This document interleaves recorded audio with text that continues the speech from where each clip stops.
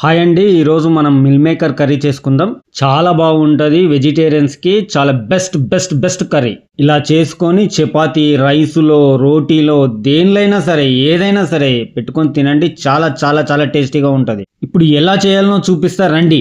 ముందుగా stove on చేసి ఒక గిన్నె పెట్టి కొన్ని వాటర్ పోసి మూత పెట్టి మసలనివ్వండి. వాటర్ని 5-6 నిమిషాల వరకు వాటర్ని వేడి చేసుకుందాం. బాగా మరగనిద్దాం. నీళ్ళు మసిలిన తర్వాత స్టవ్ ఆఫ్ చేసి వెంటనే మిల్ మేకర్ వేసి 5 నిమిషాల వరకు వాటర్లో నాననివ్వండి. 5 మినిట్స్ అయిపోయింది కదా. ఇప్పుడు వాటర్లోకి వెళ్ళి తీసేద్దాం మిల్ మేకర్ని. ఇలా వేసుకొని ఒక గిన్నెలో వేసుకొని వాటర్ పోయేలా మంచిగా డ్రై అయ్యే విధంగా వేసుకోండి. ఈ మిల్ మేకర్ని వాటర్ పోయేలా ఇలా ప్రెస్ చేయండి. మంచి పప్పు గుత్తి కానీ ఏదన్నా గిన్నె కానీ తీసుకొని ఇలా ఒత్తండి. కటోరా కానీ గిన్నె కానీ గ్లాస్ కానీ ఏదైనా తీసుకొని ఒత్తండి. ఏది ఉంటే అది. వాటర్ మొత్తం డ్రై అయిపోయే విధంగా చూసుకోండి. ఆ తర్వాత పక్కన పెట్టడమే మిల్ మేకర్లోకి మసాలా పేస్ట్ చేసుకుందాం. ముందు మిక్సర్లో 2 దాల్చిన చెక్క ముక్కలని వేసుకుందాం. 1 టేబుల్ స్పూన్ గసగసాల, 3 ఇలాచీలు, 4 లవంగాలు, 1/2 స్పూన్ జీలకర్ర, 1 స్పూన్ ధనియాలు, కొంచెం ఎండు కొబ్బరి ముక్కలు తీసుకోండి. చూపించినంత. కొన్ని జీడిపప్పులు వేసుకొని మిక్స్ చేసుకోండి. దీనిలో 2 టమాటాలు తీసుకొని ముక్కలుగా కట్ చేసుకొని దానిలో వేసేయండి. 1/2 కప్ పెరుగు వేసేసి ఒకసారి మళ్ళీ మిక్స్ చేయండి. ఇలా క్రీమ్గా పేస్ట్గా కావాలి. ఇప్పుడు స్టవ్ ఆన్ చేసి ఒక కడాయిలో నూనె పోసుకుందాం.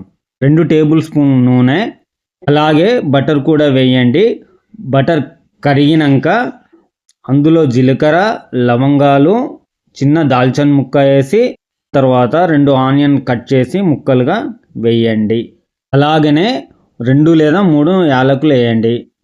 ఇలాగా లైట్గా బ్రౌన్ కలర్ అయినాక ఆనియన్స్ 1 టేబుల్ స్పూన్ అల్లం వెల్లుల్లి పేస్ట్ వేసి కలపండి. పచ్చి వాసన పోయినాక 3 పచ్చిమిర్చి కోసి వేయండి. కరివేపాకు వేసి కలపండి.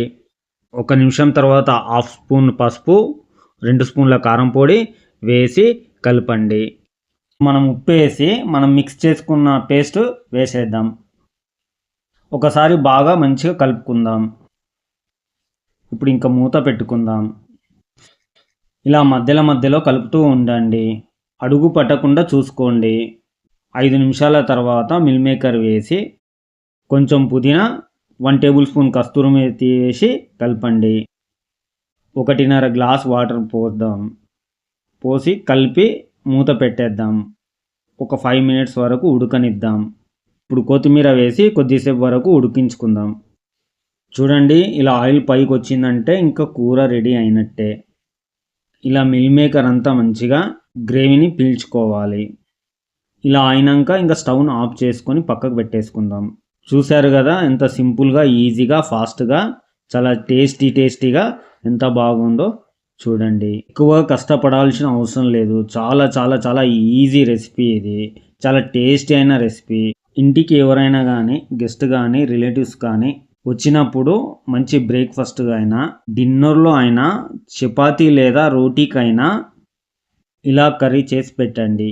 రెస్టారెంట్లో కానీ హోటల్లో కానీ దాబాలో కానీ తిన్న టేస్ట్ అనేది వస్తుంది. అంత బాగుంటుంది. మీకు ఎలా వచ్చిందో మీరు ట్రై చేసి నాకు కామెంట్ చేయండి.